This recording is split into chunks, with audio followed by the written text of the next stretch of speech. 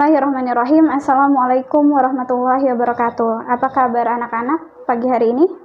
Semoga senantiasa dalam keadaan sehat dan juga selalu bersemangat meskipun sedang menjalankan ibadah saum Ramadan. Baik, sebelum pembelajaran dimulai, apakah kalian sudah melakukan absensi online di grup kelas Edmodo masing-masing? Kalau belum, silakan login terlebih dahulu, kemudian lakukan absensi online dengan menuliskan "Saya hadir Bu" di kelas masing-masing. Setelah itu, kalian boleh menyimak video pembelajaran untuk pagi ini. Sudah selesai absennya? Oke, kita mulai ya. Nah, sebelum Ibu menjelaskan materi, alangkah baiknya kita sama-sama berdoa terlebih dahulu di dalam hati agar ilmu yang kita peroleh mampu Allah berkahi dan bermanfaat untuk dunia dan akhirat kita. Amin. Berdoa dimulai. Selesai. Oke, langsung saja. Ibu pada kali ini akan menjelaskan mengenai konsep getaran. Kalian tahu nggak sih apa itu getaran dalam fisika? Ibu nggak akan langsung menjelaskan secara teoritis ya. Jadi Ibu ingin kalian melakukan suatu eksperimen sederhana di rumah masing-masing.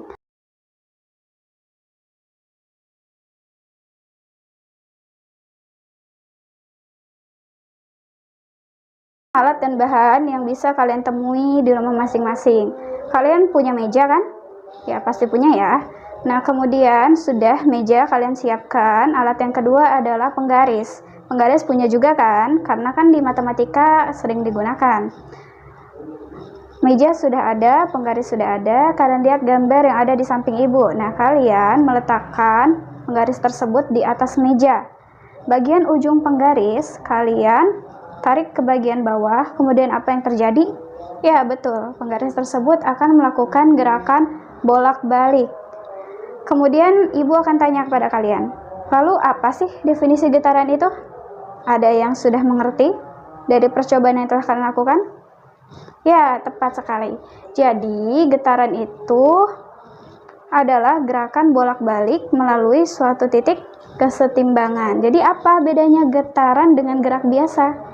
Yang membedakan getaran dengan gerak biasa ada dua hal, yakni gerakannya secara periodik atau bolak-balik, dan yang kedua melalui titik kesetimbangan. Jadi kita bisa tarik kesimpulan bareng-bareng bahwasannya definisi dari getaran adalah, ayo adik-adik coba sebutkan. Definisi dari getaran adalah gerakan bolak-balik melalui suatu titik kesetimbangan. Oke, sudah paham ya definisi dari getaran? Nah, sekarang Ibu ingin kalian mengamati hal-hal di sekitar kalian yang berhubungan dengan konsep getaran. Apa ya? Coba pikirkan. Ibu kasih waktu 10 detik.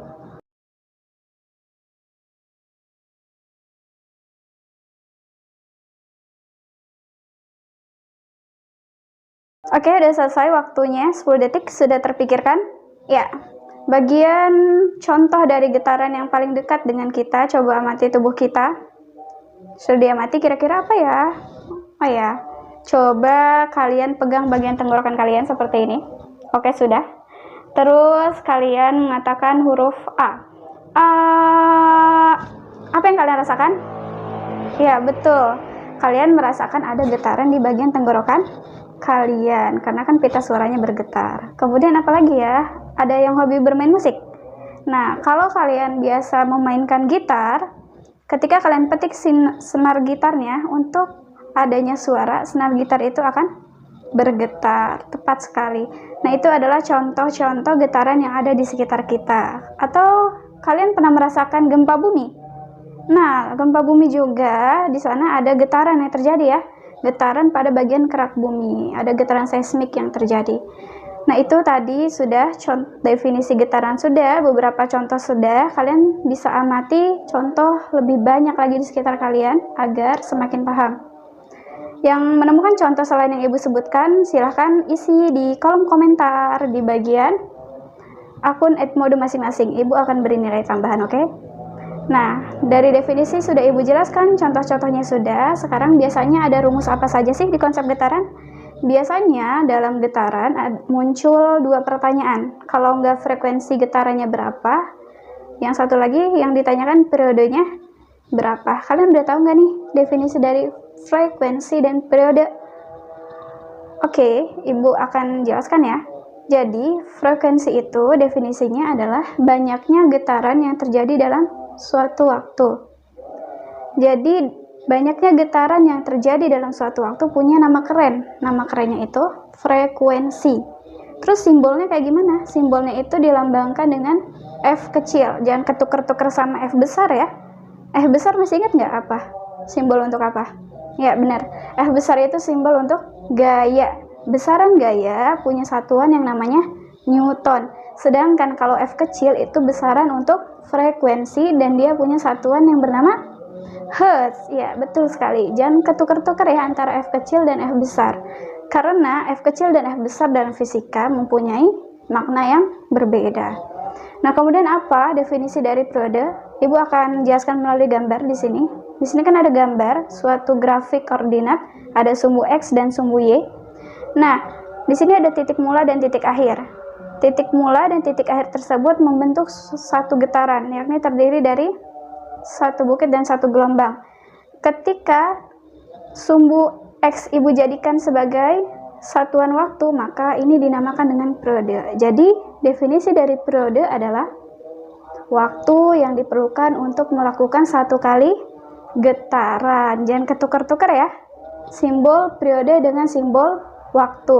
Kalau periode dia notasinya itu pakai T besar, itu dinamakan dengan besaran periode dan dia tidak memiliki satuan. Sedangkan kalau T kecil itu merupakan besaran waktu dan dia punya satuan yang namanya sekon ya, kayak gitu.